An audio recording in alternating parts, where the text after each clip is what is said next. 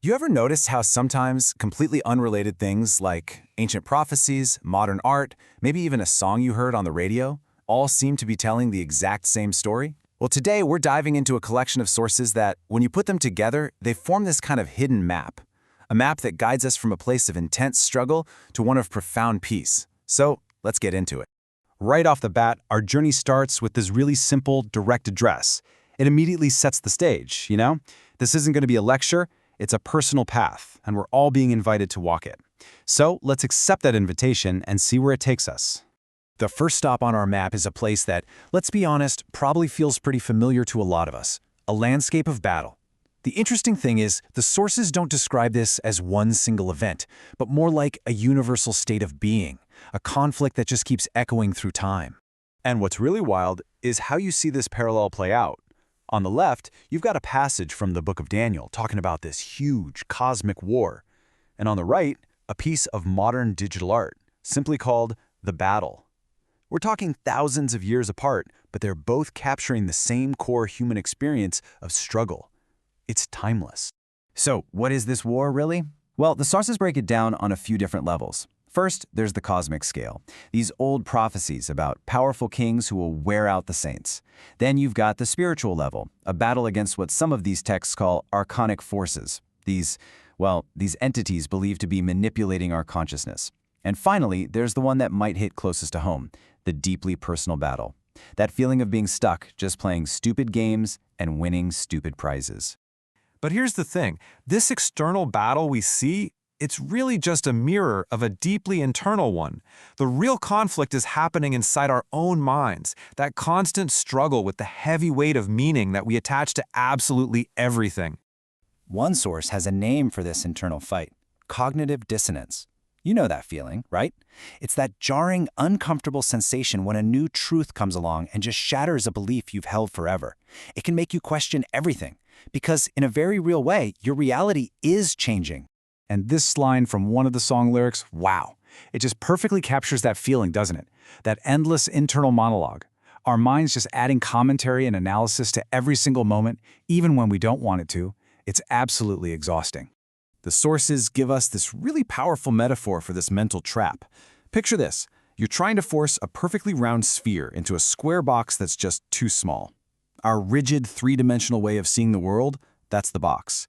And the fluid, complex, multidimensional experience of reality, that's the sphere. That constant struggle to try and make it fit, that's the internal battle. So, if fighting it, analyzing it, and trying to control the whole narrative just doesn't work, what does? This brings us to the great turning point of our journey, the art of surrender. It's this massive realization that the only way to actually win this battle is to stop fighting altogether. I mean, just look at the language on this slide. The difference is night and day. The path of control is all about force and effort. Wear out the saints, searching for the weight, pulling at the thread. But the path of surrender? It's all about release. Leave the rest up to God. Go with the flow. It's this huge shift from trying to force an outcome to just allowing one to unfold. And when you finally make that shift, when you move from control to surrender, something brand new starts to emerge. The sources actually call this an architecture of transcendence. It's like the framework for a whole new state of consciousness, a totally different way of being, starts to build itself. This image right here, it does a pretty amazing job of visualizing this new state. It's not about thinking your way out of the problem anymore. As one source puts it, it's about learning to resonate with higher frequencies of light and of higher consciousness. It's a shift in vibration, not just in thought. Now here's the crucial part. This is not a passive process. You don't just sit back and wait for it to happen. The sources lay out a pretty clear path for anyone who feels this shift happening. Step 1, you have to heed that inner calling. Then, you actively work to expand your consciousness. From there, you anchor that new awareness, that light, into your everyday life. And by doing that, you actually become a conduit for truth, helping to light the way for others on their own path. So where does this path of surrender and awakening actually lead?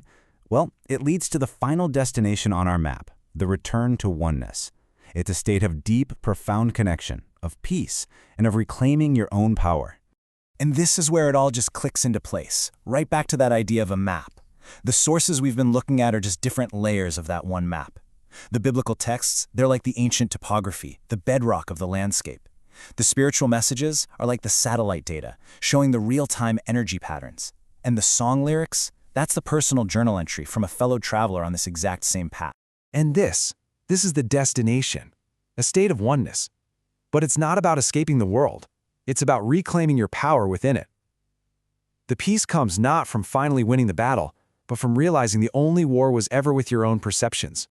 So here we have it, a map, a kind of blueprint for a journey from chaos to calm. The final question, then, is a personal one. Looking at this path, the struggle, the surrender, the return home, where on this map are you today?